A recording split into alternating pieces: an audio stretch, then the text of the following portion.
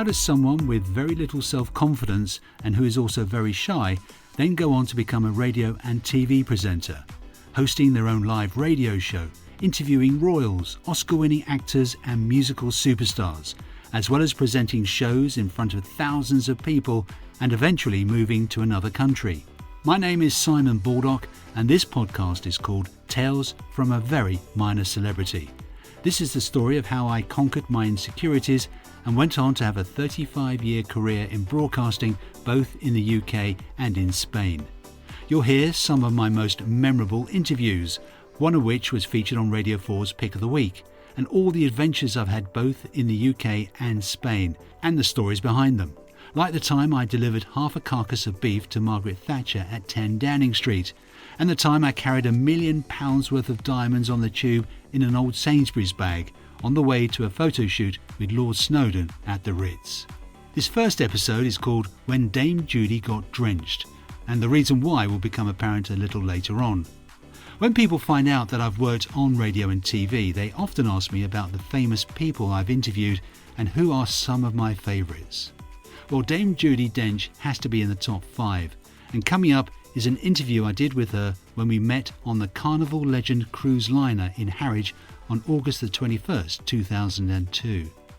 The Carnival Legend is a 12-storey, 900-foot, 88,000-tonne luxury cruise liner, which was built in Finland and then sailed over to Harwich to be officially christened by Dame Judi Dench, who was flown down by private jet from Scotland to perform the ceremony. Rumour has it that she was paid £25,000 to do this, and that she donated the entire fee to a cancer charity in memory of her husband Michael Williams, who died from the disease the previous year. I was working for a radio station in Essex at the time, and I was sent an invite by the Carnival Legend people to go down the night before the ceremony and spend an evening on the ship, trying out the numerous bars and restaurants along with around 2,000 travel agents before watching Dame Judi officially launch the ship the next day. I accepted the invite, well, let's face it, who wouldn't? And I also asked if there was any chance that I could interview Dame Judi prior to the launch. They said unfortunately that would not be possible because Judi Dench would be very tired and there was a lot to fit in during the day before she flew back to Scotland later that evening. Anyway, the day finally arrived and I went down to Harwich. I was shown into my very nice cabin before interviewing the very dashing Italian captain. I was shown around the engine room and bridge before going to a cocktail party with a variety of VIPs before going off and indulging in all the food and drink that this luxury cruise liner had to offer. Well, it would have been rude not to. During the cocktail party, I got chatting to someone from the Carnival Legend team, who it turns out was one of the directors, and I happened to mention to him that I'd tried to get an interview with Dame Judi, but I was unsuccessful. At around 4 a.m. in the morning, I staggered back to my cabin and fell into bed, a little worse for wear, but safe in the knowledge that I didn't have to leave the ship until around 10 a.m. the next morning, so I'd have a bit of time to recover before travelling back to the studio. At around 7 a.m. I was woken by the sound of my mobile phone ringing. I answered it only to be told that the director I was chatting to at the cocktail party only a few hours ago had managed to pull a few strings and had got me 20 minutes with Dame Judi Dench when she arrived on board at around 9 a.m, and I'd be the only media representative to get an interview with her. The person on the phone asked if I still wanted to talk to her.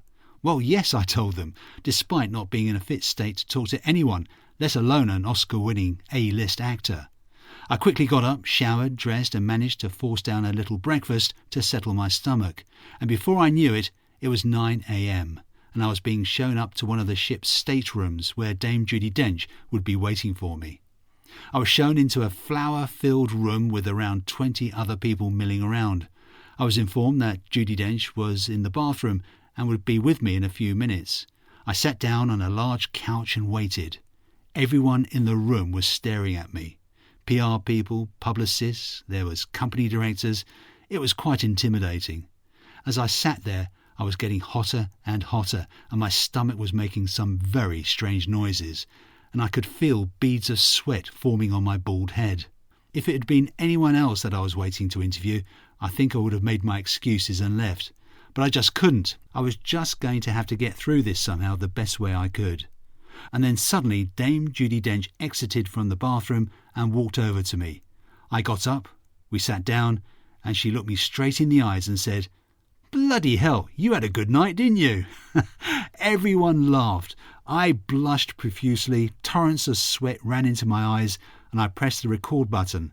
And what follows is probably one of the worst interviews I ever carried out with one of the nicest celebrities I've ever met. I flew down early this morning from the Western Isles in Scotland, and so the difference is just, I've left such huge quietness, and suddenly you come and see. We were talking as we were coming along, and suddenly I didn't think I ever imagined it was this size. It's absolutely huge. 12 stories. It's like a floating town. It is a floating town. Yeah. I think Harwich look out, isn't it? Is it the sort of thing that you would use yourself, do you think? I don't see why not. Yes. I think if you're a godmother, your godchild, if it needs you, calls on your help. Perhaps you never know. You see, I might be needed. Does it afford you any special privileges? Can you just phone up and say, "I'd like to, travel here or there"? I don't know about that. I'm not sure. I doubt that. But it's lovely to be here today, and it's a wonderfully different thing to do. Another very, very busy year for you. 2 major films coming out in quite soon. Yes, The Importance of Being Earnest and the new Bond film. Very different movies. You can say that again, yes. One a corsets movie, one without a corsets. You're obviously enjoying playing the role in James Bond. I do enjoy it. I enjoy it enormously. And being with Barbara Broccoli and Michael Wilson and Pierce, and it's a family affair now after 4 of them. It's very nice indeed. And now I start working next week on a play in the West End with Maggie Smith. That's the 2 of us.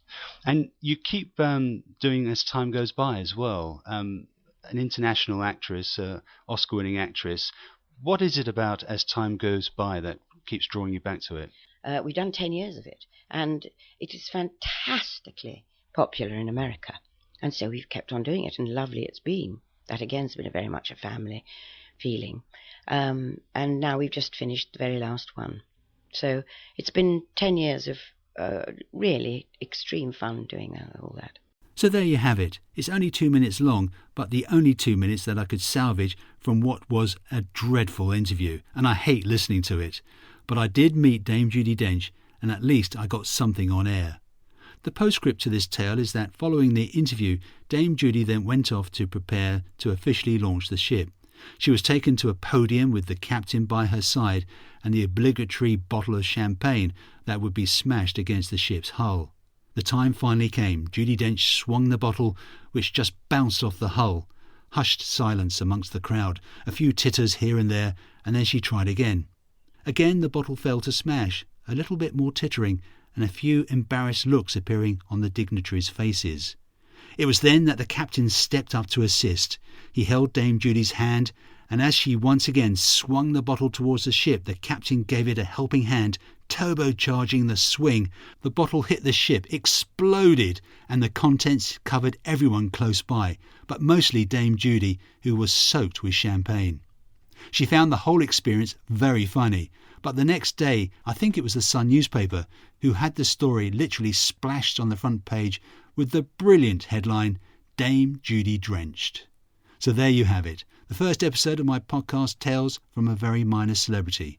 Before I leave you, a little excerpt from next week, when I'll be reliving an interview with ex-Police guitarist Andy Summers. I always really enjoyed interviewing people when I had some sort of connection with them. With Andy Summers, it was the fact that they were the only band I ever camped out overnight to get tickets for, and I had a very important question to ask him about that concert. I must tell you, my claim to fame is that I've only ever queued overnight to get tickets for one concert, and that was to get tickets to see you guys play Tooting Bec Common. Oh my God! I know. I think it was it 1980 or something like that. Something like that. Yeah. It was very strange because we flew directly from Rio de Janeiro to Tooting Bec Common. About that. You know. And am I dreaming it? Was Tommy Cooper your warm-up? Hear the answer to that and a lot more in next week's episode of Tales from a Very Minor Celebrity.